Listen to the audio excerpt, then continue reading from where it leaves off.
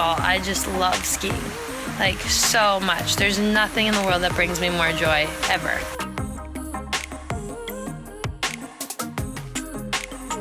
Scared to death right now, but I've got this. Like, I know deep down inside I'm capable of what I'm about to do. I felt like the rehab was pretty simple and straightforward, and I learned how to appreciate my body and how to take care of it, what to eat, and like to stretch. I was 18, so I felt like I was invincible at the time.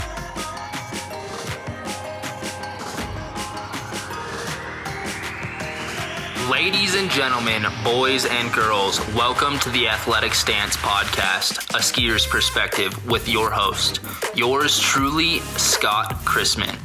In this podcast, I have made it my job to go out and interview skiers at the highest level of the sport, to explore their perspective on life, what shaped and influenced them to become the person they are, and a whole lot more. First, let's take a look at our sponsors, because without them, none of this is possible. Our first sponsor is Northwest Tech. If you haven't heard of them yet, you're missing out. They hand make customizable 3-layer outerwear to order in the Pacific Northwest. And that means you know that it keeps you warm, dry, and looking unique while you're sending it around the mountain. They've been generous enough to give me a coupon code for my listeners. Use the code AOS75 to get $75 off any custom piece of outerwear. Their site is in the show notes. This episode is brought to you by POC. POC makes the best helmets, goggles, and protective wear out there. They've been dedicated to protecting athletes since day one, and I wouldn't wear a different helmet, goggle, back pad, or hip pads. With their spin technology and VPD system, there are no other products on the market that are like it. Definitely go and check out POCsports.com and protect yourself today. Although the audio quality isn't perfect, this conversation might be, quite possibly is, my favorite conversation that I've had thus far. And I had it today. I am putting it out tomorrow, Wednesday. And I'm just blown away by the conversation that I had with this man. He is so insightful and has just the most amazing stories. He's experienced so much in his life, and I can't really speak enough to how amazing this guy is and how much I appreciate his friendship. Without further ado, let's check out my conversation with Corey Seemann.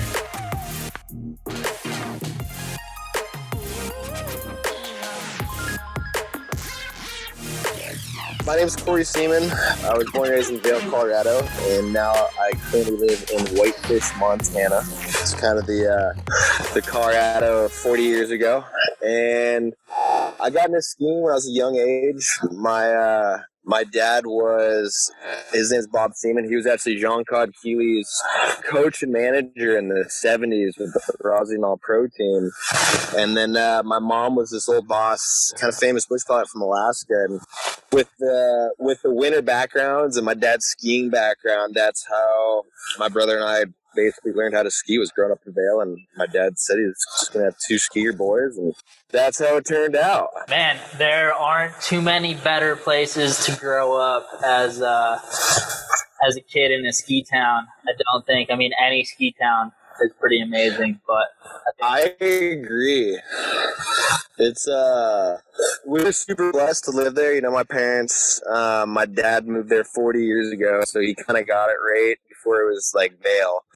And yeah, I mean, anyone that grows up in a ski resort, I think, is super privileged and opportunity to grow up in the mountains with a great culture and kind of tight-knit community. And Vail was a great spot to grow up for sure. Definitely, man. I think the mountains really give like a hands-on learning experience that the city doesn't necessarily provide, or a different type of hands-on learning experience. And yeah, just more interconnection. I think it's And I agree too with the city. Yeah, and like you said, it's two different lifestyles, right? Like I've got a bunch of friends that are from Chicago or Denver, and they definitely look at life differently. Definitely, they both have their positives and negatives. They don't really cross over, but that's what makes it so cool. Is you go to a city from a small town kid.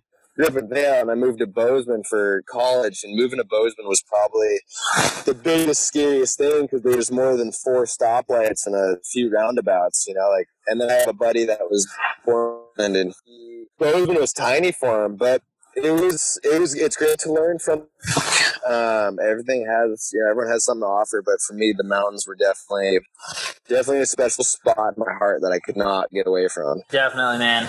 Yeah, there's something about the mountains. I grew up in Boulder, so I kind of had this like suburb city life, and but that's dope too, right? I mean, you're stoked. Oh yeah, totally. And I had the foothills right there, so I could run to the foothills. I could go mountain biking. I could go climbing. I could go do whatever I wanted within a short distance. So, definitely you're good to go. Was not complaining. So obviously, like, you've made this transition from living in Vail to moving to Bozeman, and you go up to CMH every year, and you've been able to travel and see a lot of different parts of the skiing journey, and you've been there kind of like with John Spriggs. That's when I was living out in Montana.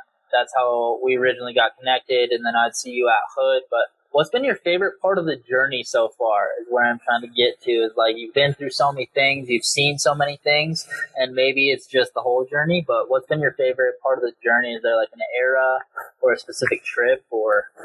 That's a great question. I think there's the process of life for anyone, right? Like for me, it turned out to be a great career. It's taken me all over the world, and I've got to just, I'd say, really getting immersed with different cultures. Like one of the trips to Japan, we didn't do the typical Japan trip. We rented an RV and we just went and slept in the most random podunk little towns in the North Island that, I'm not going to say a few of them have not seen Americans.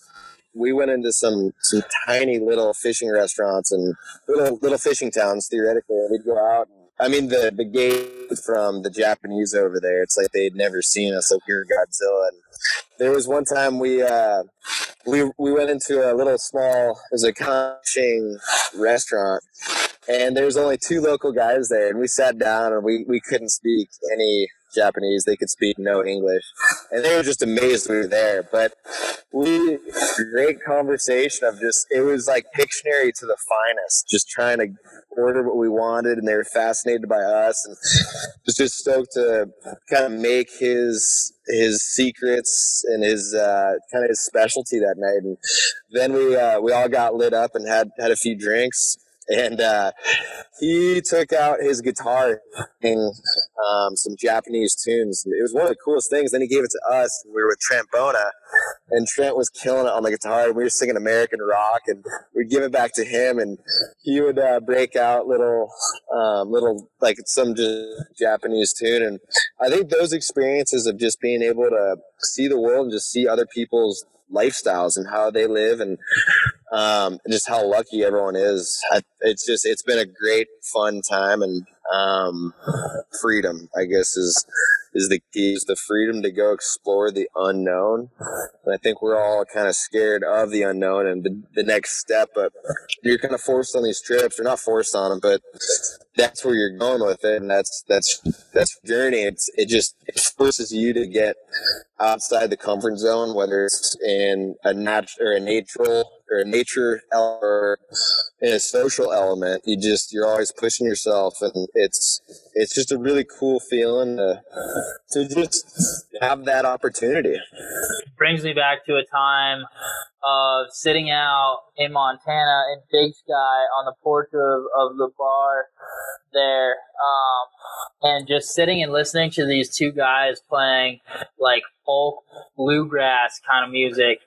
And it's totally 100% those cultural experiences that make the journey like so valuable, so awesome, and like so worth it. It's all unique, and you never know what you're gonna get. It is. And yeah, to see their gear systems over there, and I complain that my boots are hurting, then you see what some of these small town cats are skiing on, you're just like, oh my gosh, like I just have small town white boy problems. It's just a privilege to just kind of see people so stoked and so excited on life, and just from a whole different element. Totally. I think culture and perspective go hand in hand, and that's something that just kind of clicked for me, is that like anytime you're putting yourself in new culture, you're expanding your perspective on what a normal life is or could be. I think that's really cool. No, I completely agree. No, it's a special feeling. It's super neat to, and I'm just a social guy where I just love traveling and meeting people and just going and have fun and pushing the boundaries of life in general. And it's just been an amazing journey, and get to have a bunch of great snowball fights and make snow angels along the way and some pretty epic snow. Dude, totally. Enjoying those little moments, celebrating those little those moments in time are amazing.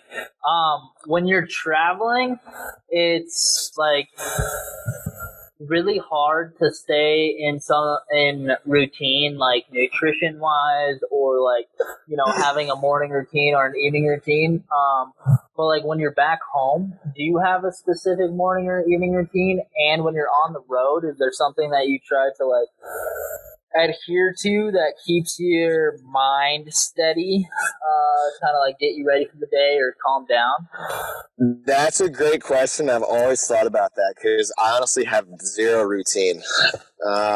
My life is it's so fast paced, just in a bunch of different disciplines, that I'm just juggling so much at once that I really should have a routine. And a lot of kind of mentors or people that I've always looked up to have a really great routine, and they're more on a schedule to wake up and do some yoga and maybe some meditation. And for me, there's not enough time in my day to squeeze it all, which is amazing because, sometimes people go to work and they just can't wait for the workday to be over, and they just wasted a day. It's like, I can't wait for 5 o'clock. It's only lunchtime now. I can't wait to go home. And for me, it's just like, it's like, oh God, I need another 10 hours. And it's 10 o'clock at night. And you're just like, well, do it tomorrow. But, I think formulating some sort of a routine would definitely be beneficial, but I try to eat very healthy, as healthy as I can, and we'll pre-pack and make sandwiches, and I definitely have gone the organic and gluten-free route just because gluten kind of messed with my dad, and he did some research, and it's definitely not the greatest for you. And I did a senior thesis on like GMOs and genetically modified organisms as well as non-organic, and so I think like diet-wise, I try to be as healthy as I can, but I honestly don't. I think I eat too much sugar. Sugar is my kryptonite. I think if I didn't eat as much sugar, that'd probably be the best routine I could ever come up with.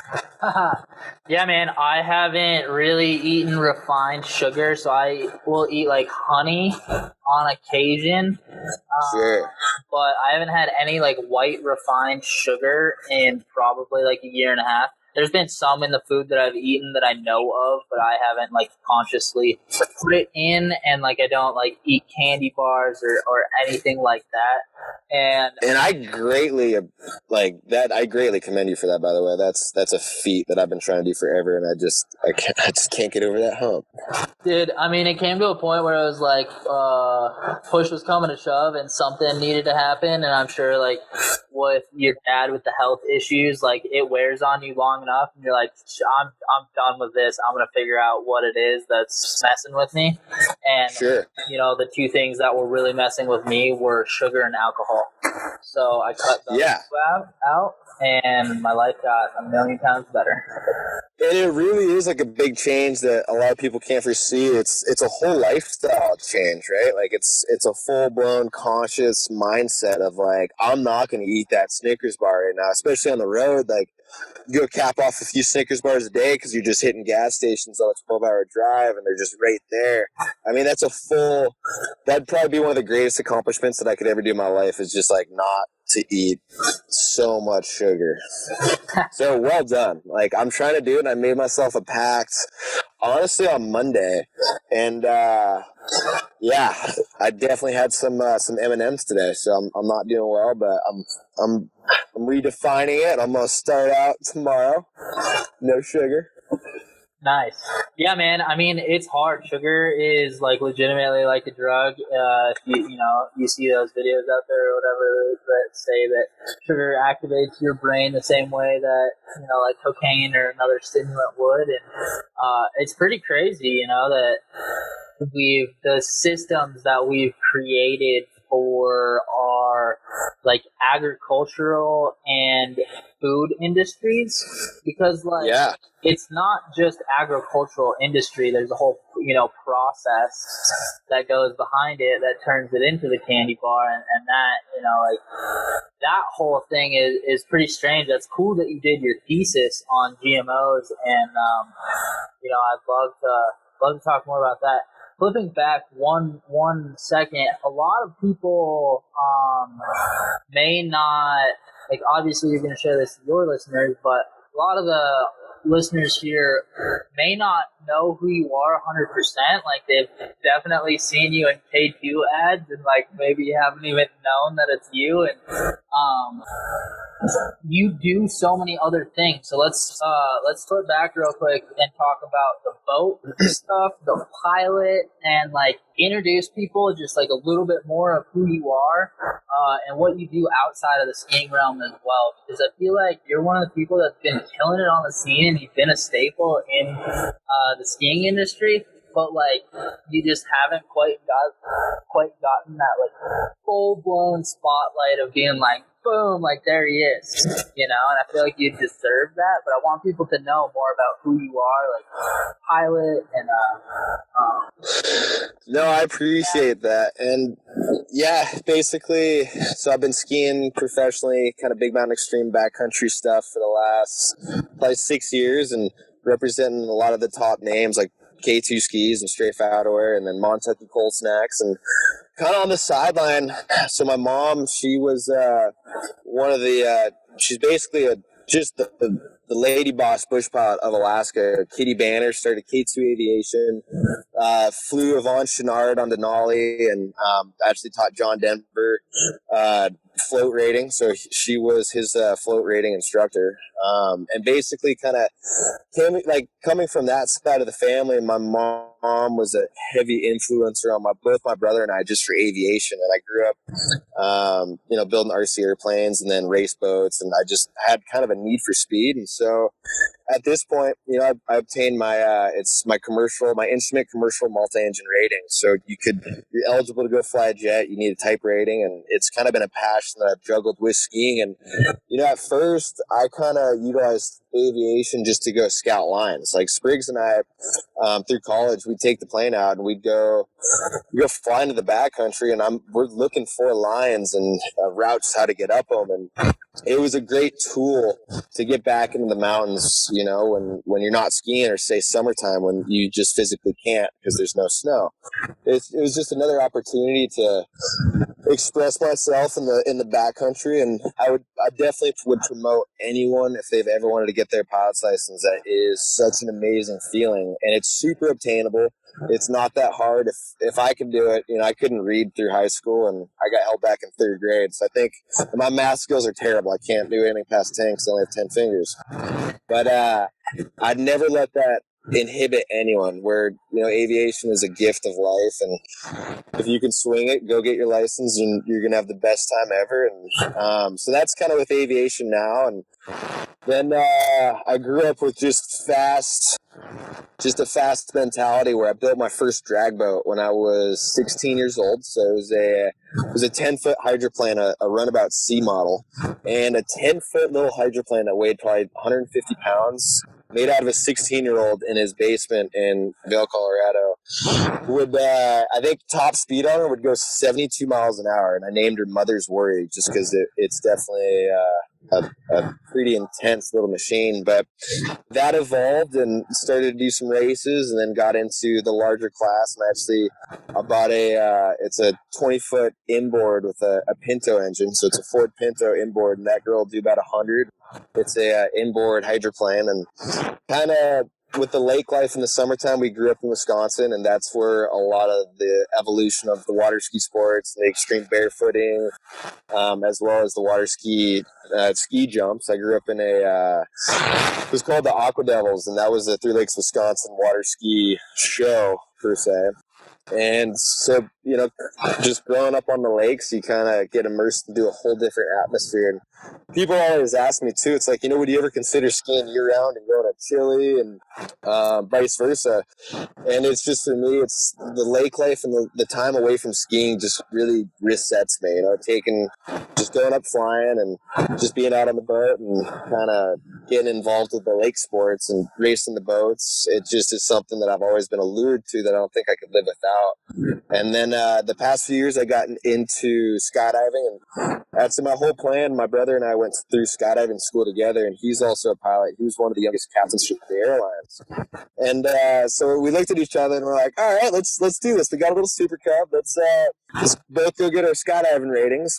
We're both pilots, and one day, I'll take you up, you can jump out, and then the next day, you take me up and I'll jump out. And we'd be this just little self-sufficient sibling team of just flying and skydiving. And we're still working on that. We both got a little busy, but just trying to find different avenues to explore life. And skiing's amazing, but there's so much more to life than just skiing, where I just try to push myself into every discipline I can, and started a little pizza shop actually this past summer up in northern Wisconsin, and could be another avenue here coming up in the future. But just I'm a goal hopper, I guess I'd say. So once I hit a goal, I just try to move on to the next one, and just, it's like, all right, I got this down. Like, let's try something else that I can kind of explore myself and go push the boundaries and see if I can do it. And, what's a new sport? All right, let's go skydiving, or what's a new something. And I snowboard a little, and I think snowboarding is one of the coolest sports ever. I mean, I've only been on POW once on a snowboard, and that would be something I'd love to learn how to do eventually. But it's just you pick something and you go get it, and then you move on. Totally, man. Yeah, that satisfied in the moment, enjoying the moment, but always looking towards the next adventure or the next amazing thing to do or experience. And that curiosity that leads from one thing to the next, dude, that's awesome. Have you done any speed flying yet? I've done speed flying, and that was terrifying. So I did do speed flying, and I was full blown going to do it. I had an instructor who's a good buddy out of Bozeman, and so there's a few different times. And basically everything was going great, and I think I got a little bit more forward on myself because I was just, it was like jump 15 or glide 15, and nothing had happened, and I had these buddies that had gotten wrecked. I'm like, this is easy, like, come on. And then there was one time that I was running down the mountain trying to get the wing airborne, and the wing glides at around 20 miles an hour, which obviously we can't run 20 miles an hour. So trying to get her up full speed, I'm just sprinting down the hill, and we're starting to gain lift, and I start pumping the brakes just to flare it out and get her airborne. And right as I did that, I tripped on a rock, and the wing wasn't quite up to speed, so she just shallowed out, but gained a little bit of speed where it just dragged me down the mountain going 20 miles an hour. And that was kind of the first awakening call. And I probably got drug a few hundred yards. It wasn't down the full mountain, but it was a grip. I was getting tossed and turned, just getting drug and just hitting stuff, and just not the best feeling. And so I got up and I kind of checked myself of like, all right, this is a real thing. This is no joke. Kept going for it, and I'd probably say a few jumps later, almost smoked a tree going 60. And then the last one that was the final straw is my instructor had left the risers on just full pin at speed mode. So your angle of attack is a sharper angle per se. So you're going down a steeper mountain as opposed to more shallow face. And so for what basically it was set for, it was too steep for the train. So I got her airborne, and I'm just pumping the brakes, trying to flare it, because I'm literally going a million, probably 2 feet off the ground, and normally I'd be up 10 feet and just kind of comfy. And I'm freaking out, and I see a barbed wire fence coming up, and I'm probably doing 50, 60, just hauling the nail, and just barely made it over this barbed wire fence that would have just taken my legs off. And after that, a bunch of buddies kind of broke their necks and their backs, and you hear the fatalities, and I'd love to do it when I was, if there's a big slope and no wind and you're on skis, that'd kind of be ideal, and I would definitely pick it up again. But learning not on skis was super, super scary, definitely. So I haven't done it since, but I did get into it, and I just kind of want to keep my body intact, because I grew up with a dad. He's got 16 knee surgeries, and my mom's got 12. And seeing the injuries impact a hustler at 7 years old or 69 is definitely something that I'm trying to mitigate. 100%. So I picked up speed flying in the last year, and I learned on snow, but very quickly took it to dirt or to ground. And dirt's a different level, right? That's just how I learned. Like, it was terrifying. JT Holmes and I talked about this last week. He doesn't really do anything in the foot launch realm.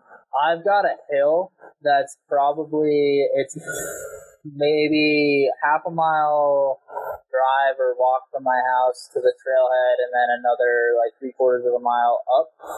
And it's the perfect 35-degree takeoff. And then you fly over this nice, it planes out a little bit, but then drops off, and it's really steep again, and you always have the glide that you need to get over it. Yeah. Wind comes up the valley pretty perfectly in the morning. The sun heats that face to get some thermals. And it's perfect. It's amazing. And I totally feel you. Dude, skiing, you get these massive adrenaline rushes when you launch off, a massive cliff. Anytime you do anything, over 50 on a cliff, or, if you're going massive and getting inverted, you'll have these adrenaline rushes. That pales in comparison to speed flying. Speed flying is the most intense thing I've ever done in my whole life, and I've had a couple. Off to take off, bruised the crap out of my butt, and dude, I feel you. It's a whole nother animal. It's definitely something that if you're not 100% present, just like being in the backcountry, if you're not 100% present, aware, and mindful, conscious, non-egotistical, then don't be there. I agree. It's a very gripping sport, and I think, that one was definitely all right, I'm going to stretch back straight for a little bit. But, it's a pretty rowdy sport, to say the least. Definitely, man. Definitely rowdy. Dude, you live such an incredibly inspiring life for me. And one of the amazing memories that I have between us is being out at Hood. We were camping, maybe a mile apart. And we met up at the campsite. We're we're going to ski the next day. And I ran into you, and you're like, yo, follow me. And we go through the public park, and we just straight line past everything. We're jerrying off the sides of lifts of jumps, rail jumps and stuff. And we come into that, I hope you remember this, we come into that quarter pipe feature that's triple, is this triple quarter pipe. I wish we had a picture of it. If Charlie Bolte has a picture of that, if you have that, I got the photo. Dude, okay, perfect. That is awesome. Dude, gapping from that over the multiple tranny into the little micro tranny and gapping over people. One of the most fun memories that I have in skiing. Yes. Dude, so much fun. Oh my. And all from this idea of you just being like, follow me. And I instantaneously, I'm like, dude, it's Corey. It's going to be rowdy, but I'm doing it. Like, I'm there with him. And, dude, it's that, like, mentality that I think you charge into life with that's so inspiring. I appreciate it, and I do remember that time, and that was amazing. And so, I don't know, like all my travels, my mom and I, kind of how I got that mentality was just doing some traveling, and A, from skiing, but B, my mom took me to Africa, and we lived in Tanzania for about a month, a little bit over a month, so just stayed in Tanzania. But, you know, we went to orphanages, and we did go on a pretty wicked safari, and we slept in trees with, there's like lions that were right below us and water buffalo, and there's one time we actually woke up in this little tree, and basically you take the magnolia tree, you bend it over, put your sleeping bags down, and then you're sleeping above the water hole. But we will, and this is completely off topic, but we woke up and there's this lion that was looking at an ibex across the way, and I have a video of this. And basically, had no idea we were there. The flower tree was kind of obscuring our scent, and so the lion charged around, sat at the base of our tree. We're looking 10 feet down at just a wild lion in the middle of the Tanzanian national forest, and then goes up and kills the ibex, drags it away, and right when we see it, the lion goes back to get the young ones, the pride, and we ran up and cut the back straps out and ate it that night. But this trip was phenomenal in the fact of we truly got immersed with, you know, like the local Tanzanian people. It was incredible, and just seeing they're so happy with so little, and they give it all 110%. That it put it into perspective. You know, I was a junior in high school, and there's one guy, he'd walk 10 miles to work and was a server, and then walk 10 miles home. And he was explaining his family situation, and that trip really put it into perspective of, like, you know, I have nothing to be ashamed of or afraid of. These guys, you know, they deal with what they have, and, you know, they're making shoes out of tires, which was genius, by the way. They made sprinkler systems out of 2-quart like Pepsi and spray bottles. But just to see them go get life so hard and not give a shit, to put it in plain English, about anything else or what anyone else says, like they were just pinning it and making it work.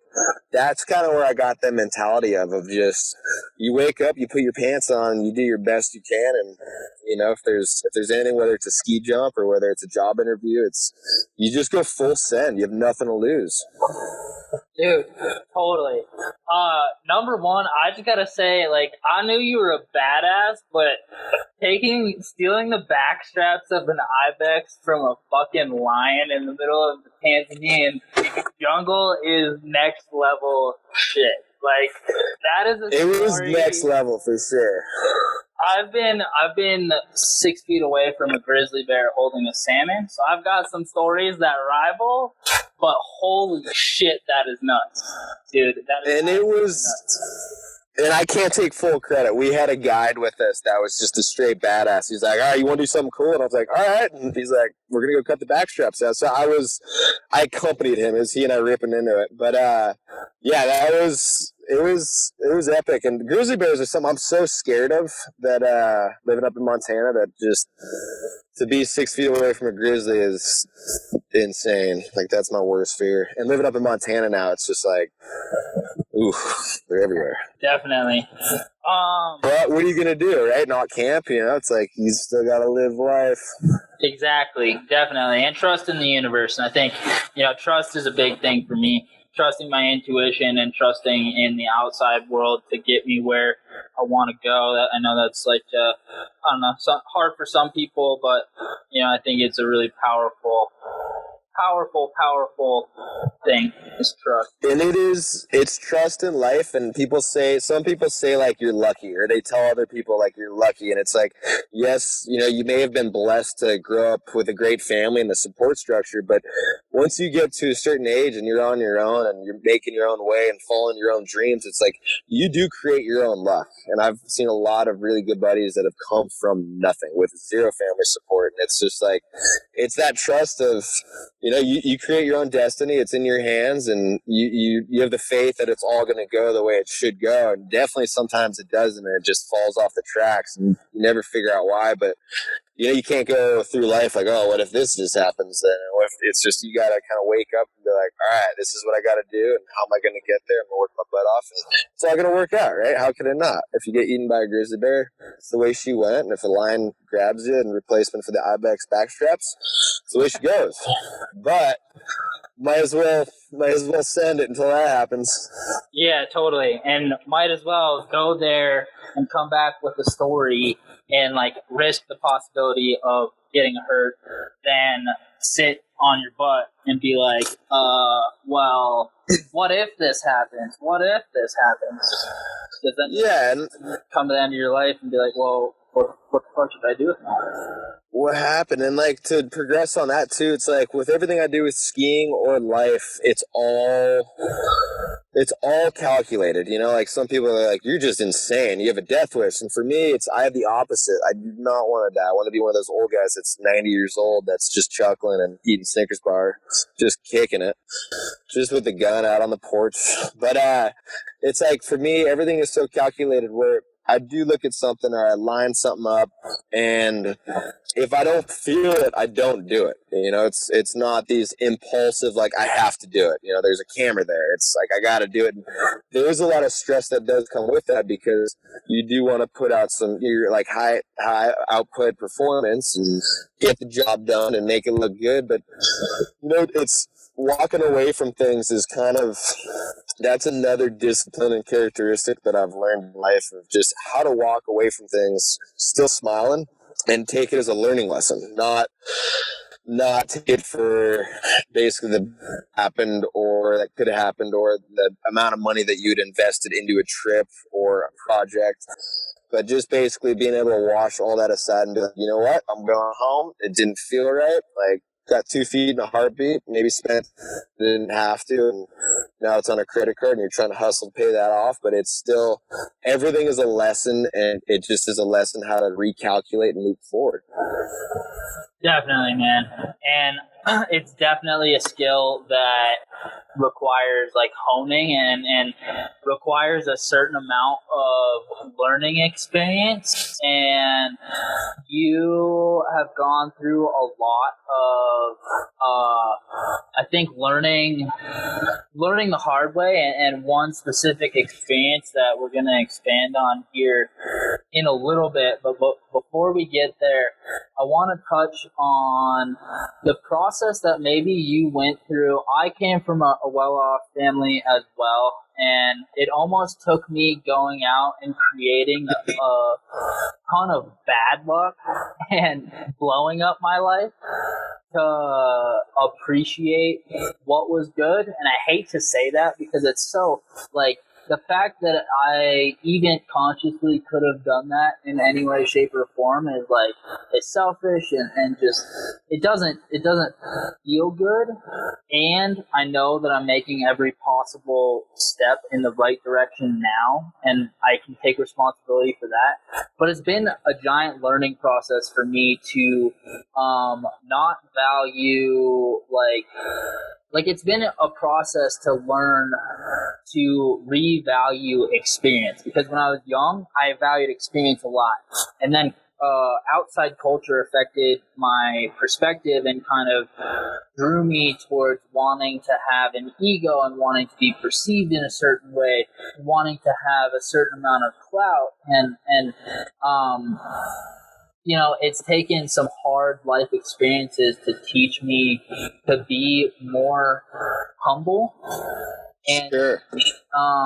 So like maybe like how do you, because from an outside perspective, a lot of people could be like, oh, like no wonder you're happy, like you're spoiled, you've got like you've been able to fly airplanes and experience all this. And it's like I know so many people who have had amazing upbringings, amazing families, and they're the most miserable people in the world. And there's this whole process of like learning and learning how to enjoy and be mindful and experience. So maybe like we can talk about that, and then if you want to like move into that huge life-changing experience. Yeah, no, and I'd say like at least for yourself too, like well done. At least you got it through with in the beginning stages, where now you know what to do and what your goals for life. Or a lot of people don't even get that, like you're saying. Then they get old and it's just like I blew it, or suicide's a big thing nowadays, and I think it's just really crucial to just, I guess, yeah, I'd say for me, so one of the reasons, and I do get that a lot, where a lot of people, it comes off like I'm a spoiled little rich kid from Colorado, and it's not that. It's like my parents were successful, but we grew up in Vail. My dad had been 40 years before Vail. He was not the typical guy that just moves to Vail, raises a bunch of wealthy family that is kind of perceived. But for me, I did everything wrong growing up. I was in trouble. I lied a ton because I was always trying to get out of trouble and cover my tracks.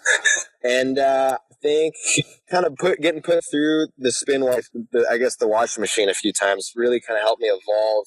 And I working as a kid, my dad, he dropped me off when I think one of the biggest lessons that kind of just helped me progress to who I am today was work ethic. When I was probably 11 years old, and he just dropped me off at a restaurant in northern Wisconsin. I'll go get a dishwashing job and call me when you're done. And I was like, aren't you going to come in and introduce me? Or, he's like, no, you're going to get out of the car. He's like, you're a big boy. And I was 11, which, sometimes it happens when you're 8 to some people. But ever since then, I'd always been holding a job, learned a ton about social skills and financial skills, and just kind of dealing with all the bull of life. You're just washing dishes and just miserable, and cooks are throwing stuff at you and X, Y, and Z. And I think that was always a super humbling experience. And then you'd go back to Vail and you're skiing and you're going to school. And I still worked at a pizza shop, working my butt off. But just that transparent life of working with somebody that was, I worked with 3 felons that all got out of jail.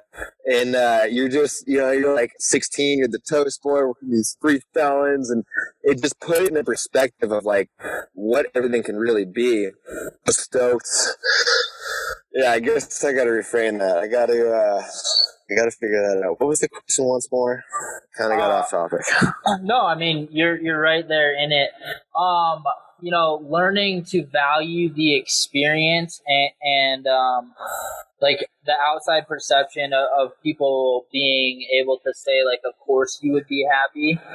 But, sure, okay. I gotcha. So basically I'm working with these cooks and just hustling the restaurant industry. And I was paved my way. It's I was making the money growing up as a kid, and my parents definitely, my dad would say, if you held a job and you get a 3.0 and above, he's like, we'll split stuff with you. And I think from a young age that impacted and instilled work ethic from a kid, where I didn't just take things for granted. It was always, you always had to work for them, and if you worked for them, then you had great rewards. And another few of the times is, for me, it's I can ski mediocrely. I can fly airplanes, and I'd skydive and build drag boats and a bunch of other fun stuff, but my reading skills are terrible. My math skills are atrocious. We're growing up in grade school there's 4 of my good buddies that I lived off them, as in I'd sit next to them during tests. I would just have any special thing I could just to get a C or a pass. And you look at the different spectrum of, some kids get made fun of for they're called geeks in high school, or then you have the jocks. And for me, it's I played football and stuff, but without that geek in high school, I wouldn't be passing. And they taught me so much, and vice versa. And I'd say I always valued that skill that they had. I never called them geeks. To me, it was you're a great buddy that can do something so well that I can't. Let's trade. Let's go ski, and let's I can't spell. We have a spelling bee. And so just that offset that everyone does have something that somebody else doesn't have always also kept me in check, where I never thought I was better than anyone, because I would look at that same person and say, you could probably read, can't you? Gosh dang, I can't do that. Where who am I to put myself, because I can do something, a physical activity, above them? And if you really think about skiing, we're in the top, skiers in the world. That's the top 1%ers that can even afford to go skiing. Where you look at a game like soccer, that everyone in the entire world has the ability to go get a ball for $10, maybe for free, and go get really good at soccer, and then you look at the majority that can't afford skiing, which is 99% of the world, like, how can you really hold yourself higher than anyone when you're only competing against 1% of the world? And it's just like, it's a real sport, but it's not, it's two ways where you're really good at something that only few people can do. So, you look at somebody else that can play soccer really well, and they're competing against the world, like the pro soccer players.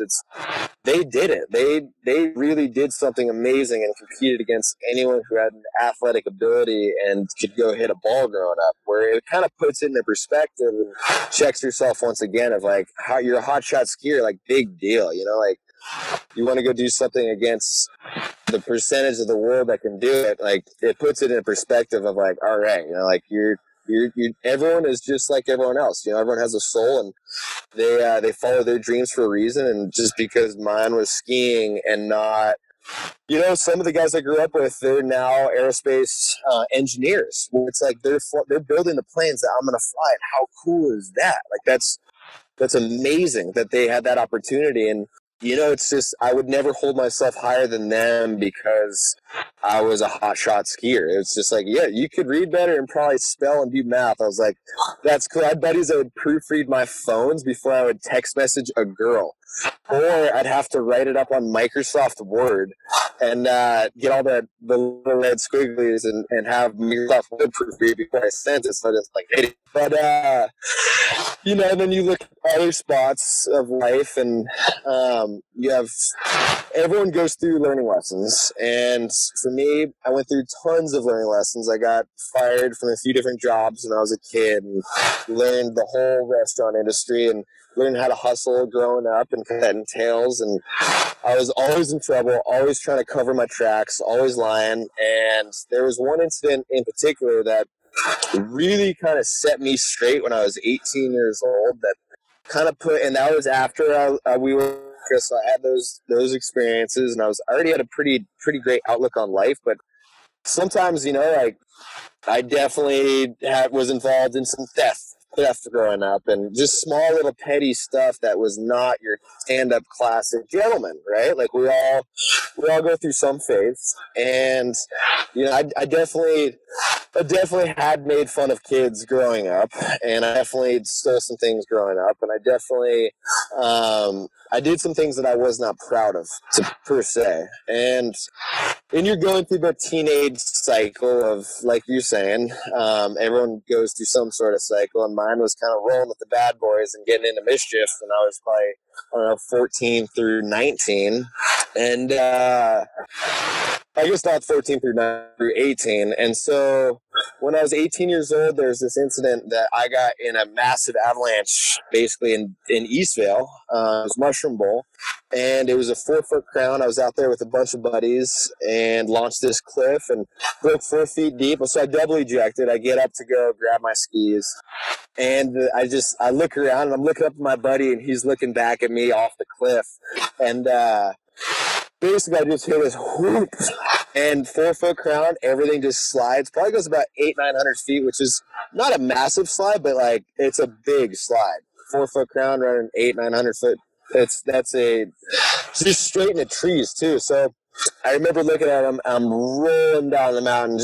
It was amazing how quickly I picked up speed. It was just incredible. And I turn around, and I kind of remember sitting in this lazy boy position. And right when I sat in the lazy boy position, going straight towards the trees, going 90 miles an hour, everything around me just like got super stiff, and I stuck to the snow. It was the weirdest thing. I was like, I was in a compression suit. And then I start ripping through trees, getting pinballed around, and it was a miracle I didn't break anything. Towards the end of the avalanche, it all happened so quickly that, and everyone's like, you have to swim. And I'm thinking out of my head, I'm literally just getting ragdolled, going, honestly, 50 miles an hour through trees. I mean, I was cooking. And I'm just like, I can't swim. Like, I can't even, you have no time to think. You're just getting lit up. It's just the worst feeling in the entire world. And I remember at the end of it, I'm starting to slow down, and it tossed me on my back, and it kind of shot me out the front of the avalanche, and I'm on my back head first down the slope, and I'm looking at this massive old growth oak tree. It wasn't an oak tree. Sorry, it was a massive pine. Probably about like probably 5 or 6 foot round trunk. I mean, it was huge. I remember just imagining myself that I'm gonna go straight head first, going probably 40 miles an hour at that point, straight into a tree and just snap my neck and die. And that incident right there, it's glued in my mind. It's just something, it's something that'll never leave me, is that just split second, that just going straight towards that tree, and it's just like, this is it. Like, wow, this is end all be all right here. Like, well done, bud. Look what you got yourself into. And at the last second, it just pushed me through this set of trees that was no more than 6 inches wide. Like, the next day after everything settled, I went back to try to find my skis, and the little crack that it shot me through, I couldn't even fit through it. It didn't make any sense. So after that, I get shot through this little crack, and it's basically the crack between 2 trees, and I'm fully buried, and I can basically just feel all the snow settling upon me. And I'm fully buried, and right out of the right corner of my eye, I can still see the top of a tree. So I'm basically, my head's probably a foot under, my body is about 4 feet under. And if one little roller ball would have kind of just fell in that little, it was only like a few inch little hole that just was a foot deep that went straight up to the surface. If one little roller ball would have fell in there, I would have been just like, they're just fully blinded. And so anyways, it starts coming to a halt, and it was the most terrifying, surreal experience of my life. It's just like, and I didn't have a beacon. I did not have I have probes. I was with 3 other buddies. We were skiing in slack country, 18 years old, just ambitious, giving it all I got, not knowing what I don't know. And there I was, just basically suffocating, waiting for my death. And I remember hearing to myself, it's just like, I didn't know if my buddies were going to come get me. They were far up there. I just got ragdolled through trees. It was a bed surface just all the way down to the ground. And I was kind of sitting there slowly suffocating. And, out of all these things that, like, you've talked about, that you've brought up, with the drag boats, with the airplanes, with skydiving, with just living this life that's so rich and full and pure, out of all those things that I had done and accomplished since prior to 18, I had only thought about the negative things. It was the negative things that I had done in my life, like making fun of a kid at some point in PE for maybe being overweight. It's like something negative that I had done that I was ashamed of, just so outrageously ashamed of. That's all that I could think about. Like, I couldn't think that I had such a great family that was there, always supporting me, and I had a gifted life and grew up and skiing. And for me, it was just, I was thinking about all the negative things that I had ever done in my entire life, and that's what I was going to die seeing. It's, people say your life will flash before your eyes, and for me, it's very true. I was seeing things that I wish that I had never done. They were all coming back to haunt me. And if 15 minutes later, when my buddy didn't have found me, I was gonna go out just like, I was a very slow asphyxiation that was just filled with terror in my head of just things that I was not proud of. That's what really set me aside of life, of just this ultimate positive attitude that every day is your last, every day is a gift. And from there, I was just like, I want to be an angel for somebody a day, whether it's something so small to opening up a door for a lady or anyone. It's just like, it's just to whatever movement you want to take it to, whatever maximum. It's 15 minutes, put everything into perspective, that when I do die, when my life flashes before my eyes, I want to make it worth watching. And I think that's where some sort of secureness goes. If you have some sort of a slow death, that quick too, like, if something happens, it happens so fast but so slow that you're gonna have time to resurrect and see your life. And you want to go out being like, yes, I did help that person, I did try to help this orphanage, or I gave the homeless guy money, or it's whatever it's whatever act of kindness, or not even an act of kindness, it's whatever good deeds or just good life, good pure life that you've lived.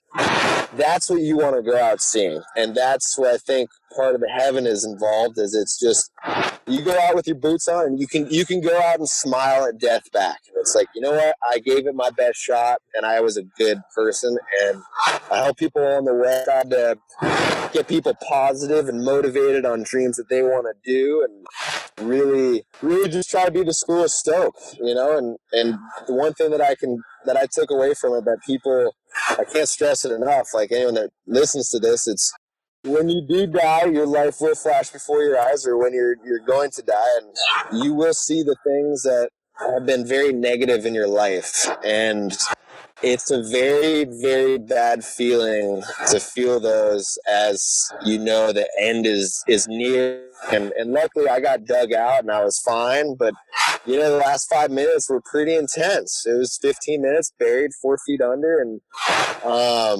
it's as close as I've ever gotten out of all the insane things that I've ever done. That was the one that was it for me. And I thought I was going to go out, and I wasn't wearing my boots because I had done some things that I was not too stoked on, and I was not living the purest life.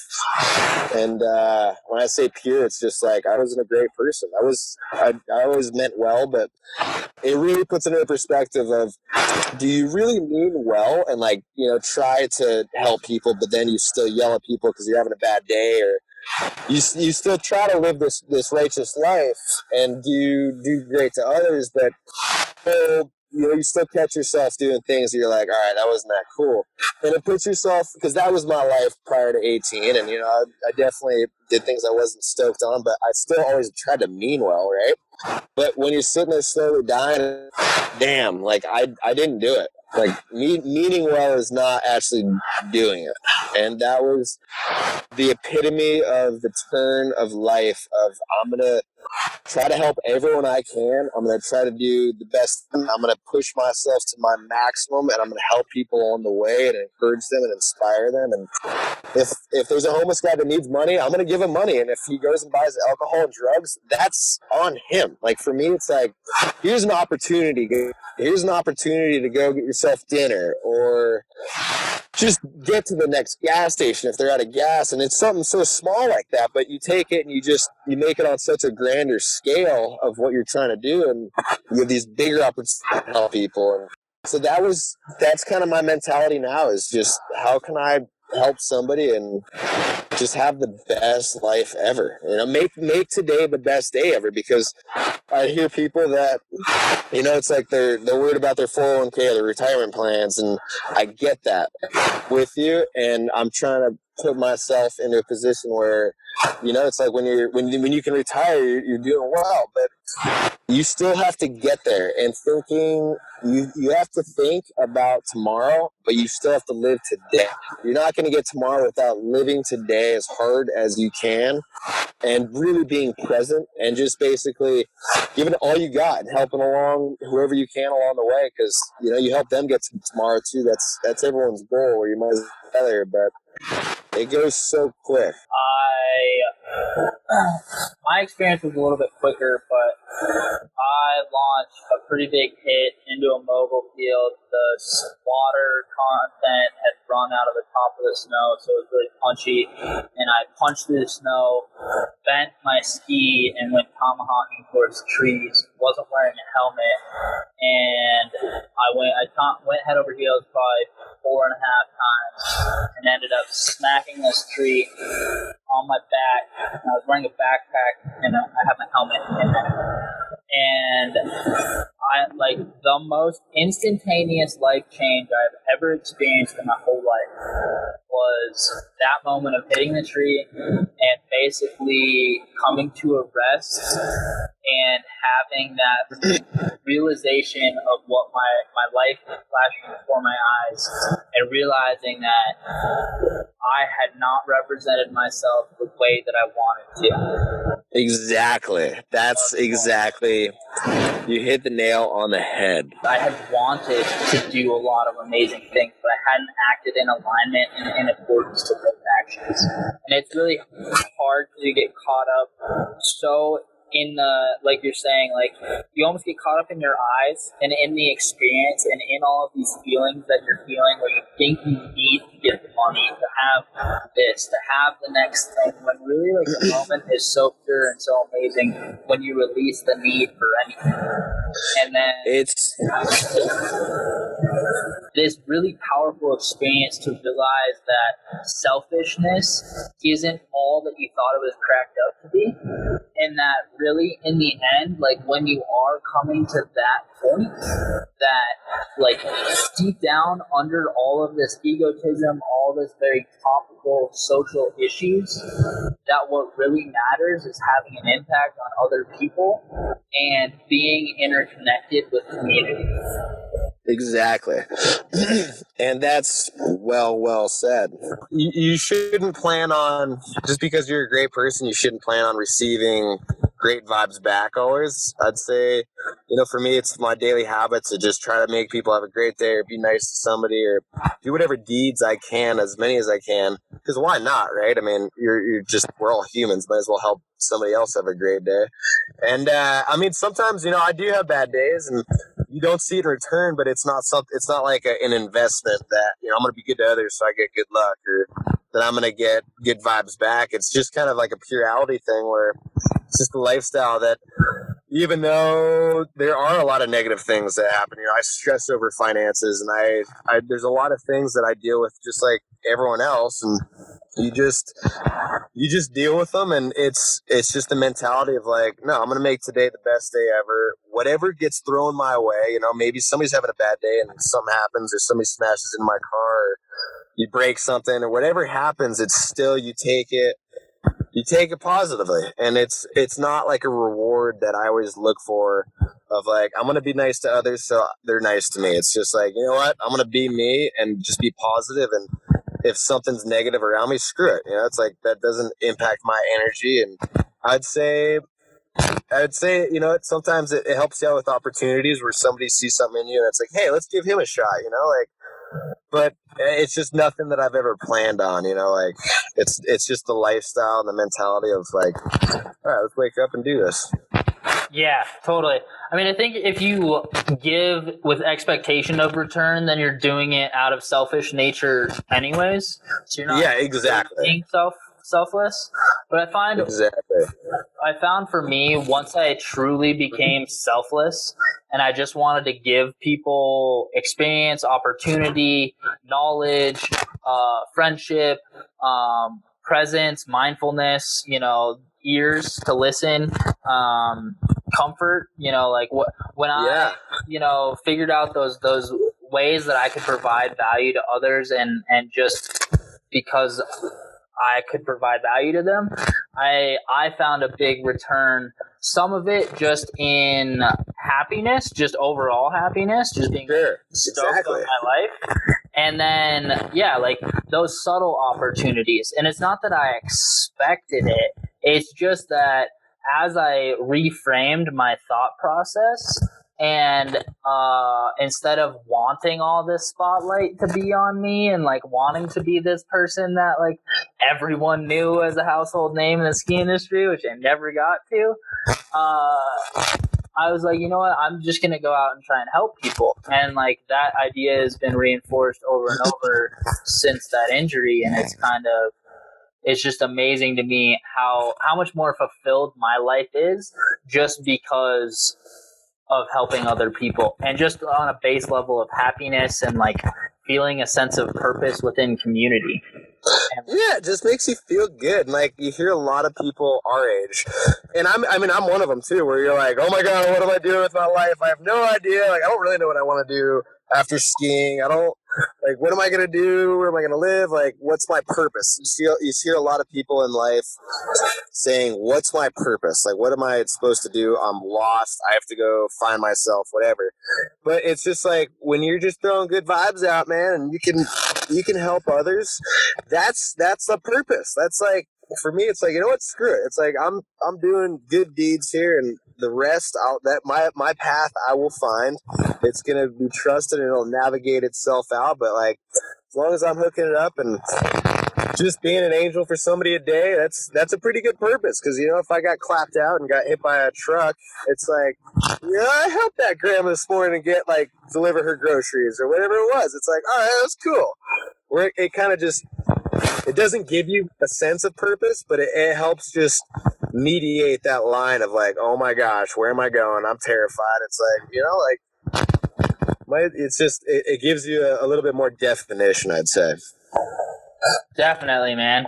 Definitely. This is slightly off topic, but kind of on it. I'm writing a book called #YOLO, which I kind of told you about yesterday. But the whole premise is if you do it right, once is enough.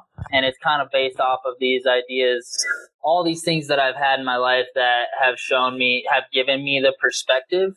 And, like off topically, maybe we can use this story in the book, and or maybe you could write the foreword or have some sort of a piece in it, because it's so integral to the message that I'd love that. And I'm trying to tell. It's the message that just everyone needs to hear, you know, and it's just something that, you know, like, so for example, and it's not off topic at all, because I mean, what your book is very prevalent to what we're talking about now, of like, you know, what happens when you do die? It's like, did you do it right or did you not? And are you going to have regrets when you're about to go out, or do you have regrets when you're old and you can't go back and change time? It's like, if you do it right the first time, which lucky enough we both have made it through some crazy accidents and incidences where you have that opportunity to keep going in a daily stride. But it's like, if you have that mentality and you're just positive and you're pumped and you just don't let things get to you, and you try your hardest and you help people and you believe in other people and you give opportunities, and you really have a fulfilled life and something that you believe in, once is enough, right? Like, I love talking to, and this is something that I think people should do. This is something that I've done since I was 13 years old. Started on a plane. And if I meet somebody older than me, they could be 2 years older than me, or they could be, most of them when I was a kid were a lot older than me. And I'd ask them, I'm like, all right, you're 60, you're 70 years old, you're 80 years old. Like, and you're completely random people. And so there's no judgment. There was no passive, like, social, oh, I know you did this or whatever. It was just some random kid that asked him this question. It's like, all right, what are 3 things you do the same, or 3 things that you would have done differently? And the answers that I would get, you know, all right, here, kid, like, because, you know, when you're 7 years old, when we're both 70, we're going to look back and be like, wow, if I was 26, knowing what I know now, this is what I would have done differently. And I would have just had the best life ever. And, or a fulfilled life or whatever. And the remarks that I would get from these people, and I still do to this day, it was just so amazing, the stuff that they would say. It's like, you know, kid, if I was 26 years old and I could do it differently, like, I would have been a really nice human being, or I would have told my mom I loved her more. I would have done something. And you take it sincerely, and you're like, and you think about it, and you integrate it into your life, and you're like, all right, you know. And like, sometimes there's one guy who's just like, I would have bought as much land as I could and not spent my money on stupid toys. And you're like, that's great. That's life advice. And there's an old lady that was just like, you know, like, one thing I did do is I was a great human, and I was great to my family, and I did my best to support everyone. And that's where I got that mentality when I was a kid. And then I grew up with awesome parents, and you're like, all right, like, this is, but it's something that I would encourage people is, you know, if you're ever in the middle of nowhere and there's some random dude there, don't be on your phone.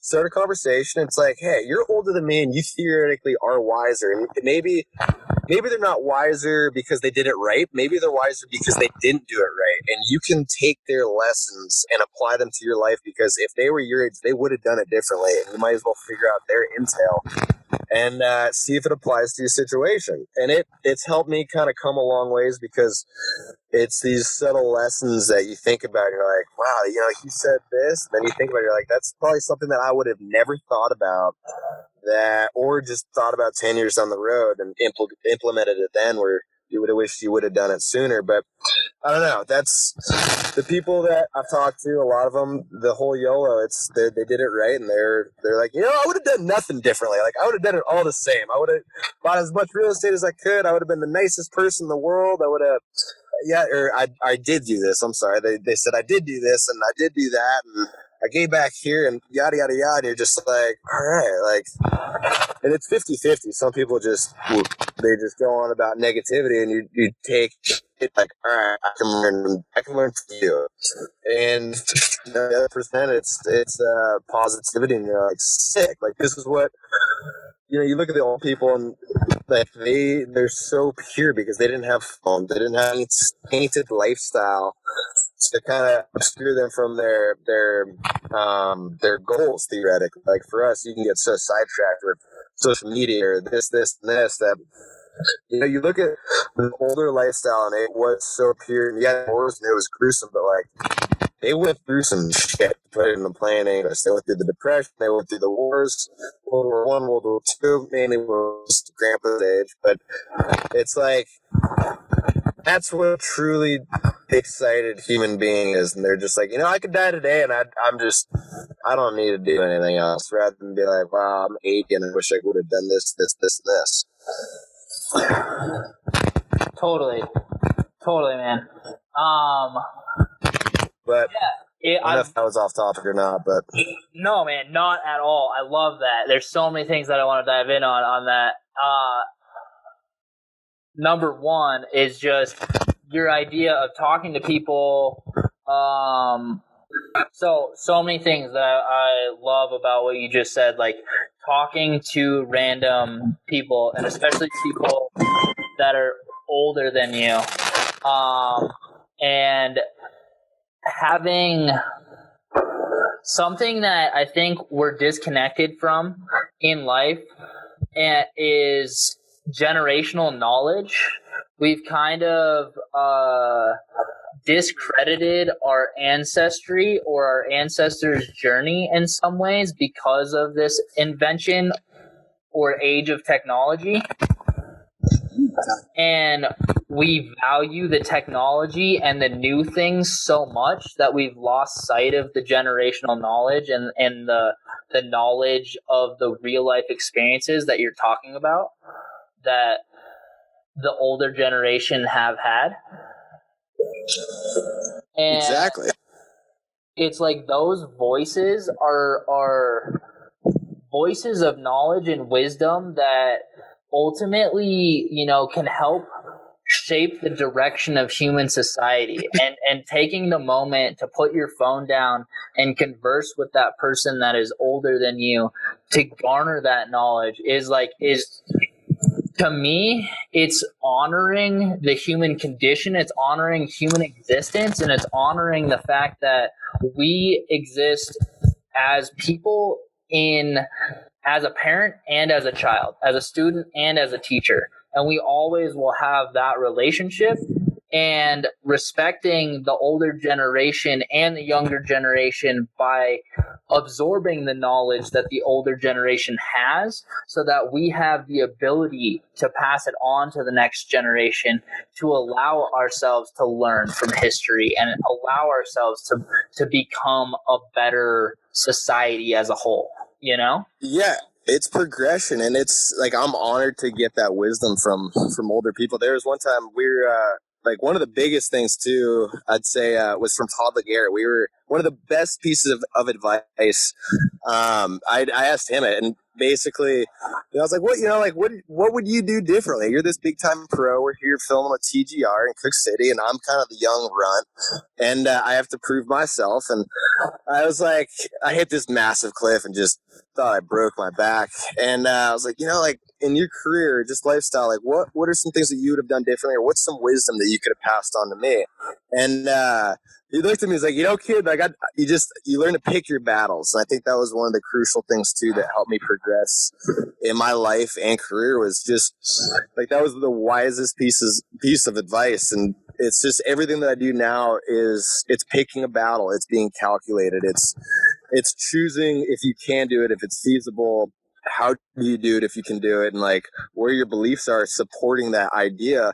And it teaches you to walk away. You're like, you know, like this is not a battle that I'm going to fight today. And that was something that has stuck with me forever, was just like, pick your battles, pick them wisely, because we all want to make it till we're 90, and there's only one way to get there, and that's not by dying, right? So it's you try to be on top. Dude, totally. And yeah, choosing, because like where your focus goes, your energy flows. So choosing where to pick your battles, choosing where like the places to focus on. And that's awesome, because generally one of the final questions that I ask in the interview is, you know, if you had one piece of advice that you would pass on to someone that wants to do what you've done, what would it be? So you're already leading into that perfectly. And, you know, if you want to tackle that last one, and then maybe we can wrap it up for now and just plan on doing another one here in like, I don't know, 6 months or so, because this conversation has been amazing. No, that works perfect. And I'd say, you know, to anyone that hears this, I'd really say that, like, it is true that your life will flash before your eyes when you come close to death, or, you know, obviously I haven't gotten to that point yet of actually dying, but they say it.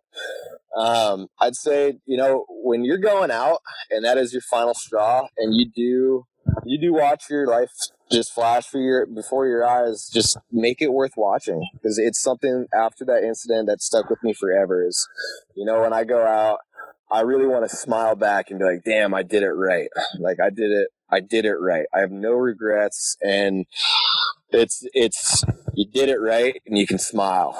And that'd be something, out of everything that I've done with skiing and flying and all the fun stuff, none of it means anything if it's not like my life. And your mentality is the thing that I always tried to work on growing up, and just be a great person, do good deeds. And, you know, when I go out doing whatever, hopefully I'm 90 years old, to make my life worth watching and smile back and just have absolute no regrets. Boom. 100%. Love it, man. Absolutely.